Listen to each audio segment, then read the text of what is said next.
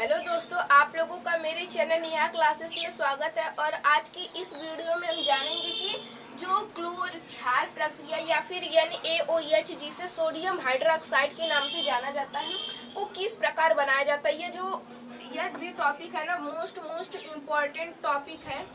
लोग इस पर ध्यान नहीं देते हैं और बोर्ड एग्जामिनेशन जो बोर्ड की कॉपी चेक करते, जो परीक्षा में जो हम लोगों को प्रश्न देते हैं वह जानते हैं कि बच्चा इस पर ध्यान नहीं दिया होगा तो वह उसी टॉपिक को उठाकर बोर्ड एग्जाम में देते हैं।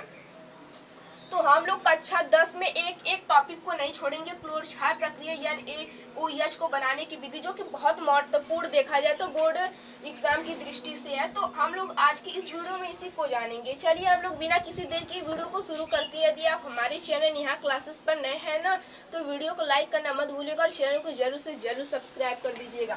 चलिए जानते हैं क्लोर क्षार प्रक्रिया या NaOH को बनाने की विधि क्या होती है। जब मैं आपको बता दे रहा हूँ क्योंकि इसमें रिएक्शन इम्पोर्टेंट है, तो उसे आपको बताने पहले मैं बताकर इसके बाद आपको अच्छी तरह समझाऊंगा। जब NaCl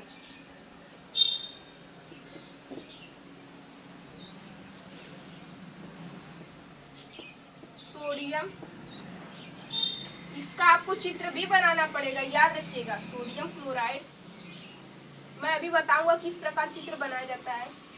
क्लोराइड के विलयन में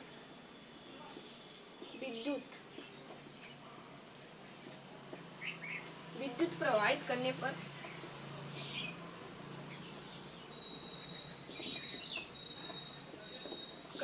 यह वियोजित होकर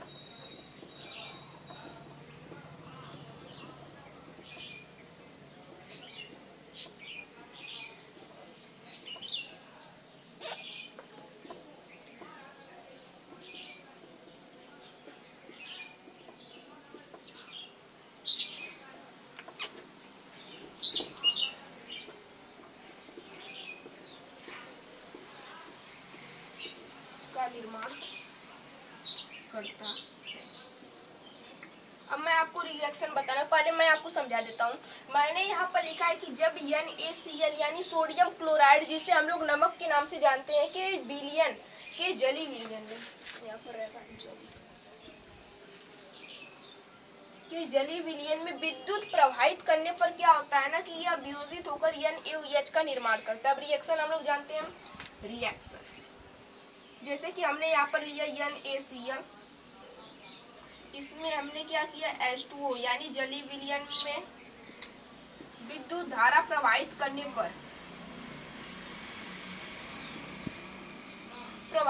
पर यह क्या होता है, टूट कर वियोजित हो जाता है NaOH यानी सोडियम हाइड्रोक्साइड में, प्लस क्या निकालेगा Cl2 प्लस H2 निकालेगा।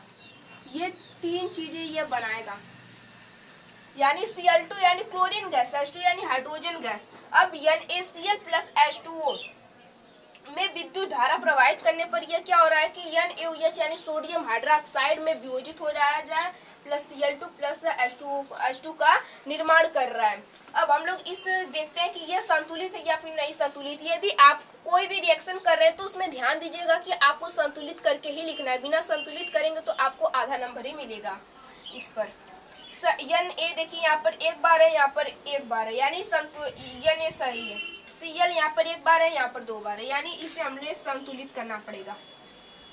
यहाँ पर हाइड्रोजन 2 है, यहाँ पर हाइड्रोजन 2 है। यदि हम यहाँ पर कर दे 4, 2 4 हो जाएगा, 4 यहाँ पर कर दे तो कंप्लीट हो जाएगा हमारा। इस प्रकार जो समीकरण है ये संतुलित हो गया,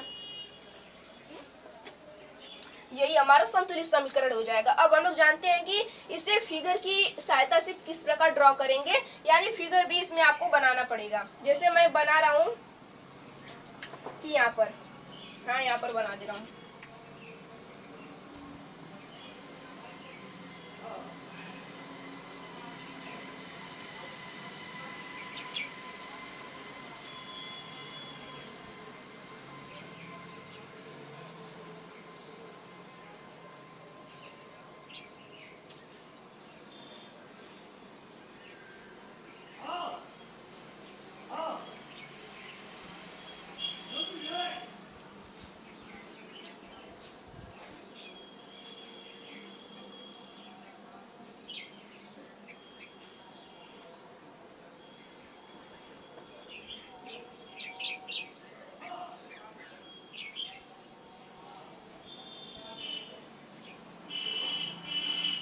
इसी तरह से आपको फिगर भी बनाना है।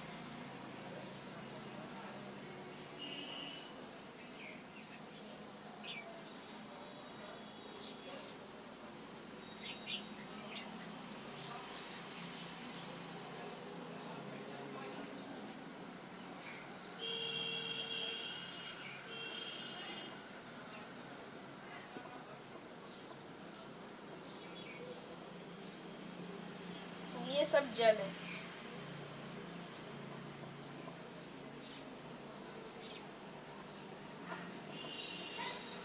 अब यहाँ पर धनायन रहेगा,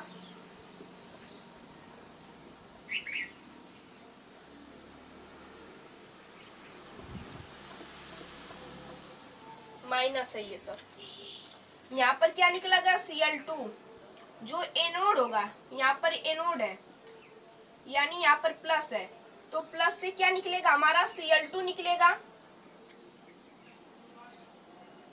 और यहाँ पर कैथोड है, कैथोड से क्या निकलेगा हमारा H2।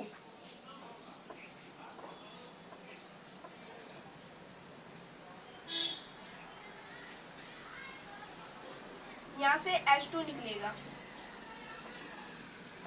और यहाँ पर क्या निकलेगा NaOH सोडियम हाइड्रोक्साइड। और यहाँ पर हम लोग डालेंगे क्या NaOH NaCl को जली विलयन में डालेंगे। और ये हमारा क्या अर्धपारगम में झिल्ली, अर्धपारगम में, पारगम में झिल्ली। इस तरह से आपको यह फिगर भी ड्रॉ करना पड़ेगा जिस तरह से मैंने यहाँ पर बनाया है। बिल्कुल स्पष्ट रूप से मैं यहाँ पर बनाया हूँ। जैसे कि यहाँ पर छोटा व्हाइट बोर्ड है ना, इसलिए अच्छी तरह से नहीं बन पाया, लेकिन बिल्कुल इसी तरह रहेगा। आप अपनी अच्छी तरह से भी बना सकते हैं अपनी जैसे कि मैं सब चीज तो सही किया हूँ, लेकिन आप स्केल से अच्छी तरह से खींचकर बना सकते हैं। तो आज की इस सेशन में बस इतना ही हम लोग जानेंगे, लेकिन ये भी जान लेते हैं कि जो इसमें उत्पाद के रूप में बना Cl2 H2 NaOH का प्रयोग कहाँ पर होता है। मैं आपको अपने शब्दों के माध्यम से बताता हूँ।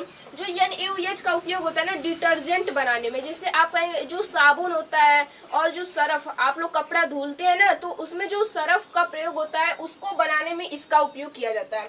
अब हम बात करें Cl2 का, किसमें तो जल को जीवाणु रहित करने में भी इसका उपयोग किया जाता है और इसका उपयोग ईंधन के रूप में किया जाता है। चलिए दोस्तों, सेशन को यहीं पर एंड करते हैं और मिलते हैं किसी अगली वीडियो में। तब तक के लिए जय हिंद, जय भारत।